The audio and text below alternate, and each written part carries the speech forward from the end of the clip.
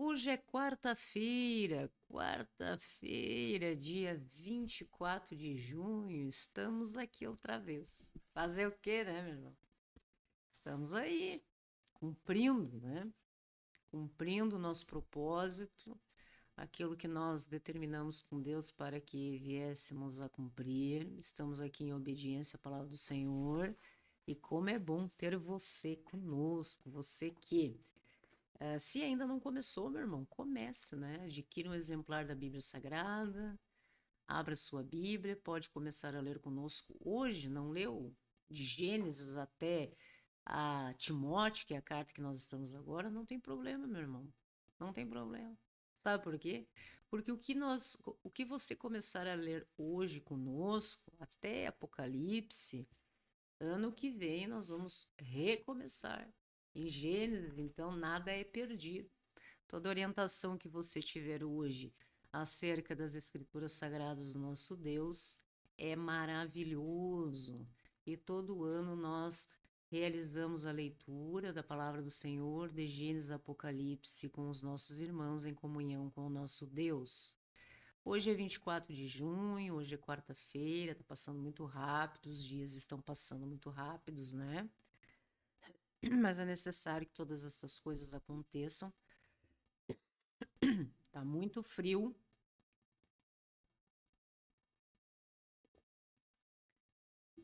Tá muito frio, mas é assim no mundo. Tem que ter o calor, tem que ter o frio, tem que ter a chuva, tem que ter o sol. E a gente não pode estar murmurando, né? Tudo é para a honra do nosso Deus, para o seu plano perfeito no mundo. Certo, meus irmãos? Primeira carta, então, em que Paulo de Tarso envia ao seu cooperador e discípulo Timóteo, quando ele estava em missão lá na cidade de Éfeso, né, naqueles uns irmãozinhos daquela região. E hoje nós vamos ler o capítulo 3, e neste capítulo nós observamos, né, que Paulo busca orientar os irmãos no que se refere a a forma, do tipo, qual a qualificação necessária que pessoas precisam ter para ser um líder no que se refere a esse propósito missionário? Ou que muitas vezes as pessoas dizem, né? Como deve ser a qualificação de uma liderança na igreja? Levando em consideração, não é mesmo, meus irmãos, o que diz a palavra no Senhor, no que se refere à igreja primitiva, em que as pessoas se reuniam, certo? Para ir em busca, né?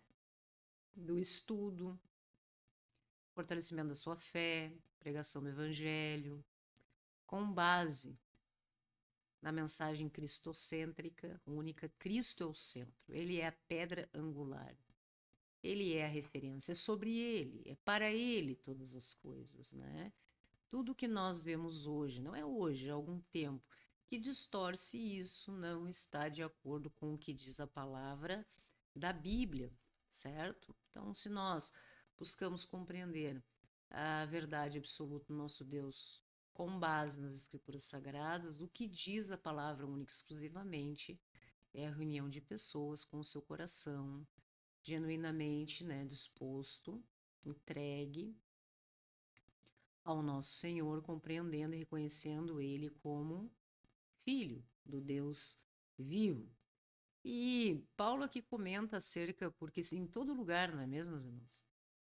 Em todo lugar tem que ter um que é o líder, né? Que coloca ordem na bagunça toda, né? Então, Paulo aqui comenta com Timóteo, já que lá em Éfeso estava se estabelecendo uma igreja do nosso Senhor Jesus Cristo, com base nesses princípios. Quais seriam, né, então, as habilidades, as qualificações de uma liderança, em que Deus ele requer ah, pessoas que estejam de acordo com o caráter, né? Não é qualquer caráter, é um caráter que esteja de acordo, em comunhão com o caráter apresentado do nosso Deus, certo? Existem inclusive certos atributos, só para fazer um paralelo, atributos divinos que revelam o caráter de Deus.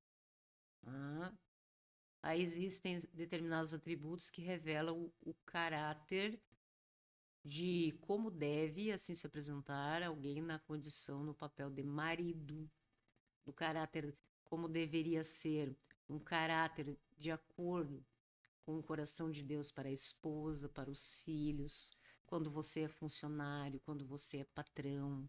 Na época em que nós observamos aqui que havia inclusive escravidão, como que as coisas poderiam ser resolvidas de acordo com a realidade daquela época, não é mesmo?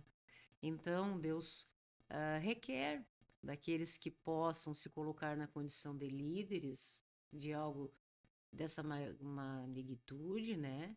Magnitude, que possam ter um caráter, né? Um caráter de acordo com tudo isso, integridade.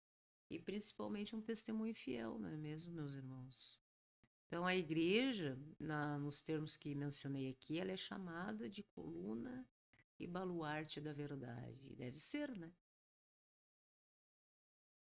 Essa era a ideia da igreja primitiva, né? Ser uma coluna, como se uma coluna de sustentação, de baluarte da verdade. Sustentando e proclamando o evangelho do nosso Senhor Jesus Cristo ao mundo. Ponto. Tudo que nós observamos fora deste cenário, não é criação humana. Eu tenho um posicionamento muito particular. Se for para a honra e para a glória do nosso Deus, se a mensagem for cristocêntrica, Cristo é o centro, se for para o bem, se for para fazer com que as pessoas sejam tocadas nos seus corações, está tudo bem. Né? O que eu não concordo muito, daí é algo também muito pessoal, é quando extravasam, né? O bom senso, inclusive a exortação de Paulo a Timóteo e aqueles irmãozinhos de lá era no que se refere assim, foge dessa doutrina. Começam a falar coisas que a Bíblia não diz, que Deus, na sua imensa sabedoria e soberania, nunca intuiu profetas e apóstolos da antiga aliança a fazerem. Muito menos nosso Senhor Jesus Cristo, o Verbo se fez carne, né, habitou entre nós e disse isso. E as pessoas inventam fontes da própria cabeça. Isso eu acho meio perigoso. Pode induzir as pessoas ao engano. E aí, meus irmãos, então, veja que a reflexão do capítulo 3º da primeira epístola de Paulo a Timóteo fala exatamente sobre essa mensagem que nos desafia, né?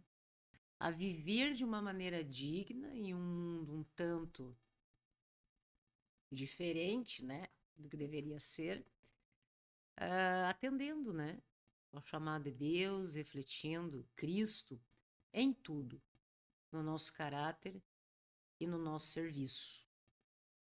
Porque somos servos aqui, meus irmãos. Quem não compreendeu isso ainda está vivendo, né, fora da realidade. Se você não é útil para o seu irmão, perde o sentido. Então veja que toda essa construção que nós buscamos enquanto cristãos de estarmos bem e ao nosso redor, isso é para ser estendido, levado, ser uma palavra de amor, de aconselhamento, de fé, quando você é requerido, né? Quando você é chamado, porque precisa ter bom senso. Quando não é algo como um trabalho missionário, como estamos aqui na UTV, e acessam as pessoas que têm interesse, mas que seja quando você é chamado. Minha irmã, meu irmão, o que você acha disso? O que você entende como, né, sendo isso? Não? Para que não venham as pessoas serem chamadas, né, como dizem, né? Tem um ditado bem clichê, né, que todo crente é chato. E eu não posso tirar, né, um pouquinho de verdade nisso. Porque muitas vezes as pessoas, né, se passam.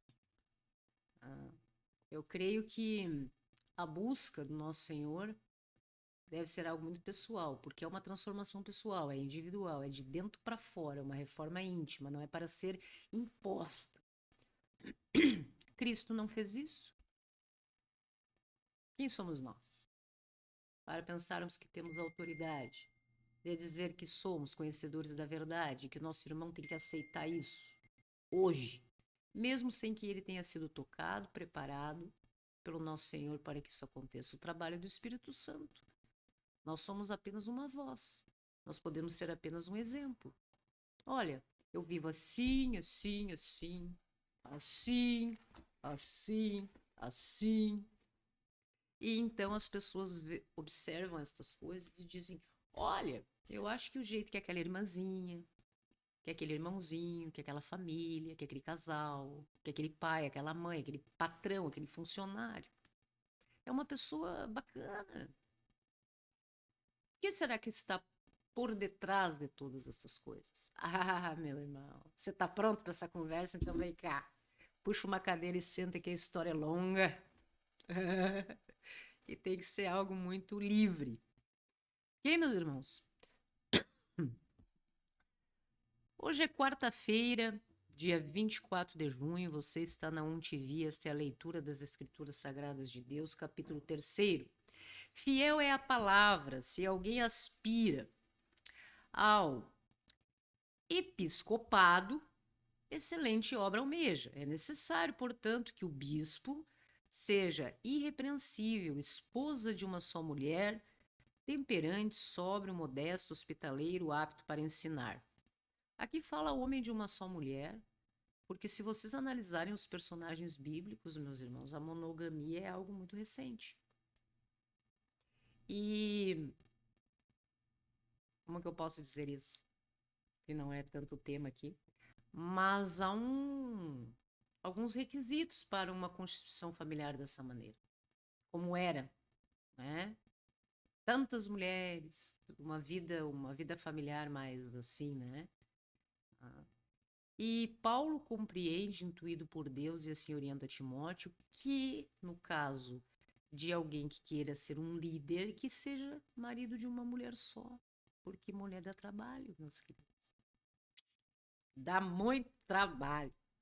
Ainda, não dado ao vinho, não violento, porém cordato, inimigo de contendas, não avarento, e que governe bem a própria casa, criando os filhos sob disciplina com todo respeito, não seja neófito, para não suceder que se ensoberbeça e incorra na condenação do diabo. Pelo contrário, é necessário que ele tenha bom testemunho dos de fora, a fim de não criar no opróbrio e no não cair, né? E no laço do diabo. Semelhantemente, quanto aos diáconos, daí são cargos, né? Dentro da igreja, alguns CNPJs assim estabelece, outros usam uma outra nomenclatura, né?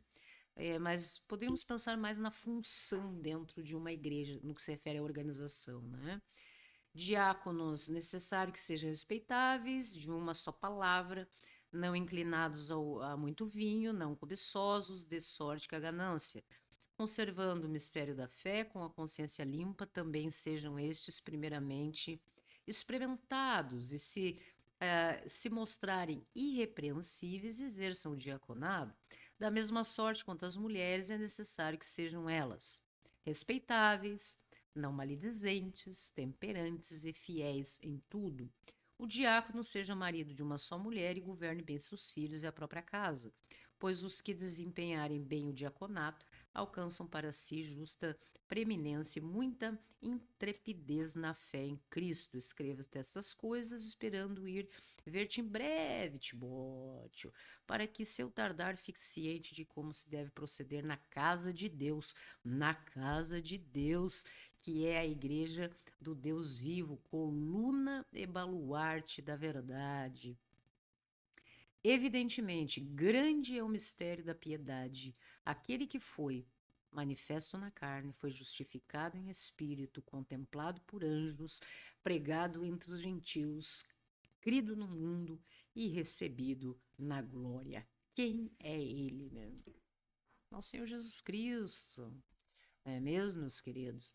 Essa é a leitura das Escrituras Sagradas de Deus todo dia, mesmo que eu realize essa leitura há tantos anos, isso já li tantas vezes. Cada vez que a gente para ler e refletir acerca do Evangelho, toca o nosso coração, faz com que a gente, né, tenha cada vez mais lucidez nos nossos pensamentos, que a gente possa refinar o nosso posicionamento e o nosso bom senso para as nossas próprias vidas no que se refere a viver de fato o Evangelho do nosso Senhor Jesus Cristo. Graça e paz a todos e até a próxima.